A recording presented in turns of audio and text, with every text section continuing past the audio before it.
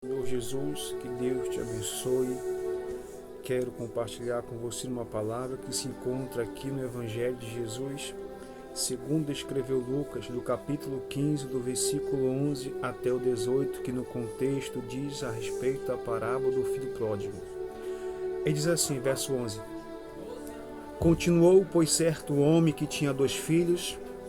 O mais moço disse a seu pai: Pai, dai-me a parte dos bens que a mim me cabe. E o pai repartiu seus haveres. Passado, pois, não muitos dias, o filho mais moço, ajuntando tudo o que era seu, partiu para uma terra distante e lá começou a desperdiçar os seus bens, vivendo dissolutamente. Depois de ter consumido tudo, sobreveio àquele país uma grande fome e ele começou a passar necessidade. Então ele se foi e se agregou a um dos cidadãos daquela terra. A este mandou para os seus campos a guardar os porcos. Ali ele desejava alimentar-se das alfarrobas que os porcos comiam, mas ninguém lhe dava nada. Então, caindo em si, disse: Quantos trabalhadores do meu pai tinham pão com fartura, e eu aqui morro de fome. Levantar-me-ei e irei ter com meu pai. Direi: Pai, pequei contra o céu e diante de ti. Só até aí. Ouça em nome de Jesus o que Deus quer falar com você. Todos conhecem esta parábola do filho pródigo. A primeira lição aqui é bem clara, é bem evidente. Deus respeita a minha e a tua decisão. O pai aqui do filho pródigo sabia que o filho era muito jovem, sabia que o seu filho era totalmente inexperiente. O pai aqui poderia colocar a sua autoridade, impor a sua autoridade de pai e impedir que o filho viesse se afastar dele. Mas mesmo assim, sabendo que a escolha do filho era má, a escolha do filho era errada, deu a parte da herança que ali ele cabia, e assim ele repartiu. É dessa forma, é desta maneira que Deus age, que o Espírito Santo de Deus age, nos inspira e nos mostra qual é a direção correta que nós temos que seguir. O Espírito Santo de Deus, ele não vai impedir ninguém dos erros, não vai impedir ninguém que faça alguma coisa errada. Ele não vai impedir, ele permite que a pessoa erre, mas também ele vai permitir que a pessoa venha colher aquilo que ela está plantando. A palavra pródigo significa esbanjador, gastador, ou seja, aquele que não sabe utilizar de forma correta os seus recursos. Assim são muitos cristãos, crentes na verdade, que não dão devido valor aos recursos espirituais que receberam do Senhor, ou seja, dom, talento. A princípio aqui, aos olhos do filho, a escolha que ele fez representava a sonhada liberdade. É bem provável que ele tenha demorado um tempo aqui considerável para assim poder gastar tudo o que ele tinha. E nesse tempo, ele vai viver da maneira que ele achava que era o certo, desfrutando de todos os prazeres que o mundo e o dinheiro poderia lhe oferecer. Poderia lhe proporcionar sem ter que dar satisfação a quem quer que seja. E poucos dias depois, o filho mais moço, ajuntando tudo que era seu, partiu para uma terra distante.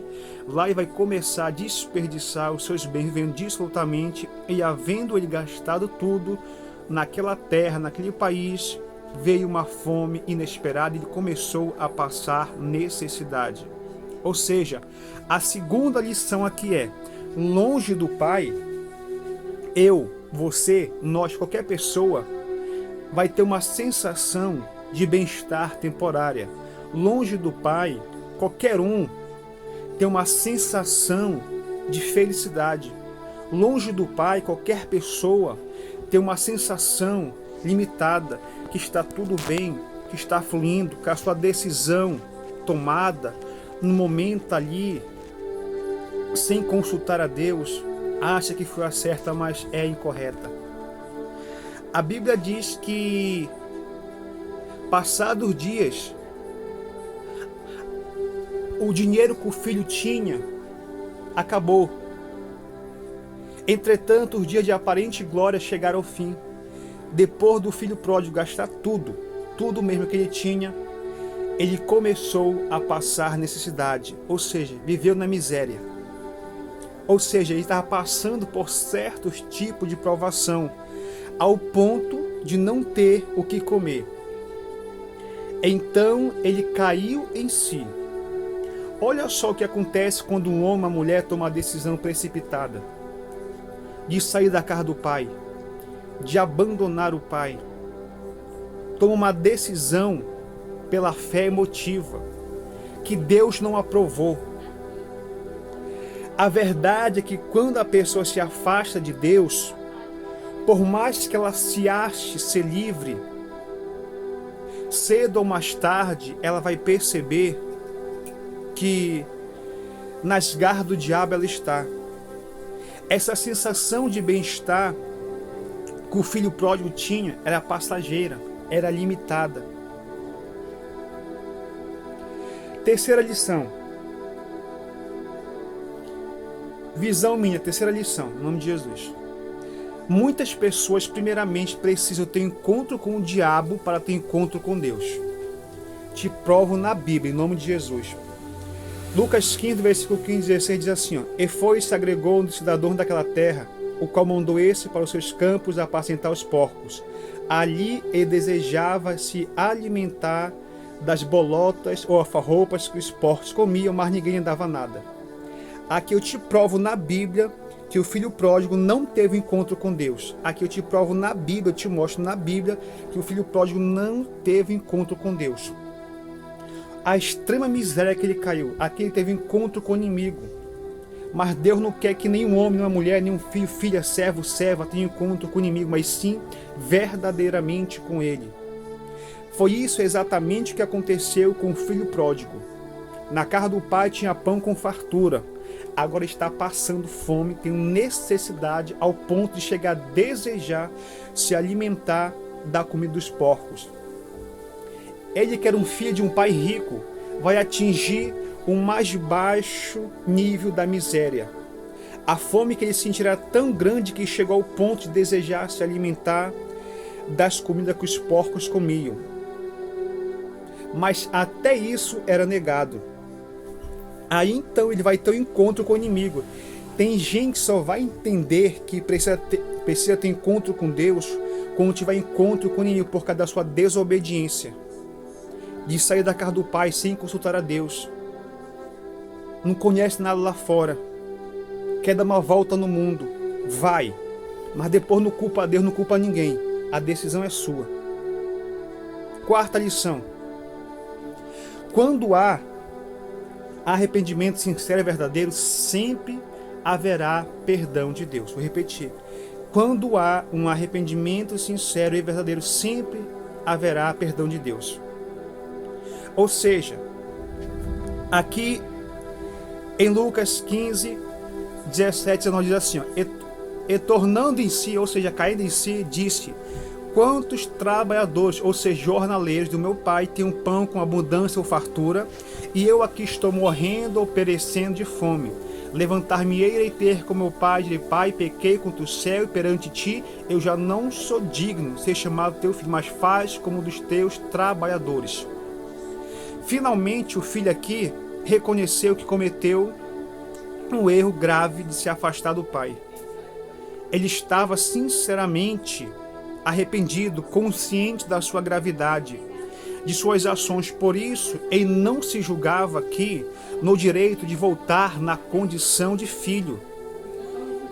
Ele voltou quebrantado, arrependido, e essa é a condição para que venha ter o perdão de Deus. Não importa o que a pessoa tenha feito, não importa o que a pessoa faça, se a pessoa verdadeiramente se arrepender, for sincero, sincera, sempre haverá perdão de Deus, seja para os filhos pródigos fora da igreja ou para as dracmas que estão perdidas dentro da própria casa de Deus. Quinta lição: Deus nos aceita como nós estamos. Lucas 15, versículo 20.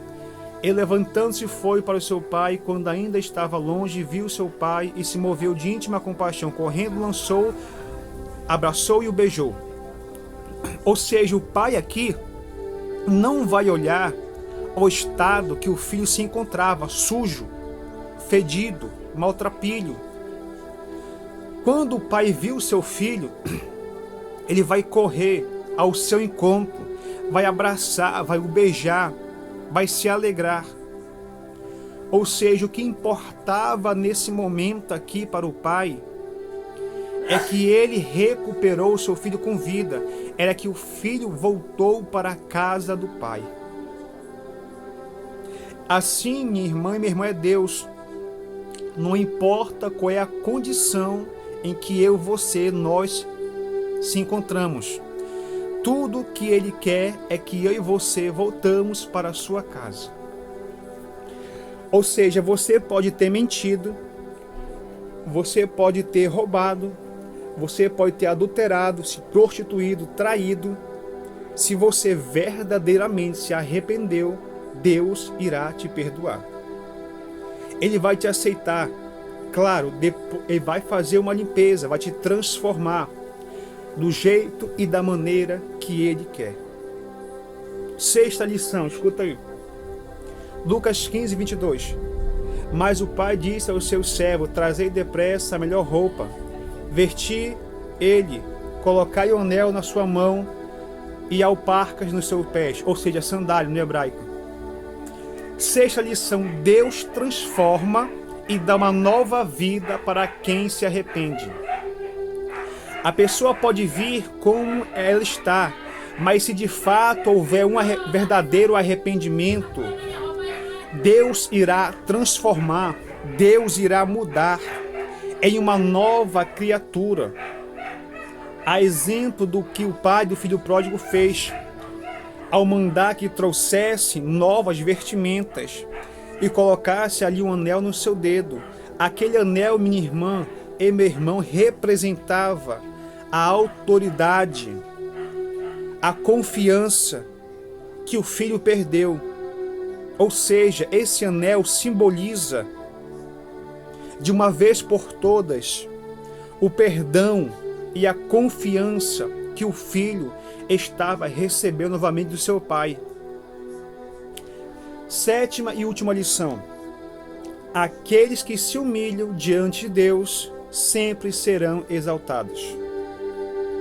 Lucas 15, do 23 a 24. Trazei o bezerro cevado, matemo-nos e comamos, alegremo-nos, porque este meu filho estava morto e reviveu, tinha se perdido e foi achado. Então começaram a se alegrar. Ou seja, naquele dia, o pai deu uma grande festa para comemorar a volta do filho, porque o filho que estava perdido foi achado. É isso que acontece quando a pessoa reconhece a sua condição e se humilha diante de Deus. Se você está longe da casa do Pai, volte o quanto antes. Ele espera ansioso, de braços abertos, para receber você. E no lugar da tua vergonha, em nome do Senhor Jesus Cristo de Nazaré, haverá dupla honra. No lugar da tua vergonha, haverá dupla honra para a glória do Senhor Jesus. Como Salomão fala, é melhor o fim das coisas do que o começo. E tudo tem um tempo determinado. Volte para a casa de Deus. Não fique aí de namoro com o mundo. Não fique aí de caso com o mundo. Aceite verdadeiramente o Senhor Jesus como teu Senhor e Salvador e deixe Ele trabalhar na sua vida. Deixe Ele mudar a tua história. Deixe Ele mudar o quadro qual você está vivendo, qual você se encontra talvez neste exato momento. Volte para a casa do Pai. Ele te espera de braços abertos. Que Deus possa te abençoar, você, a tua casa, a tua família, em o nome do nosso Senhor e Salvador Jesus de Nazaré.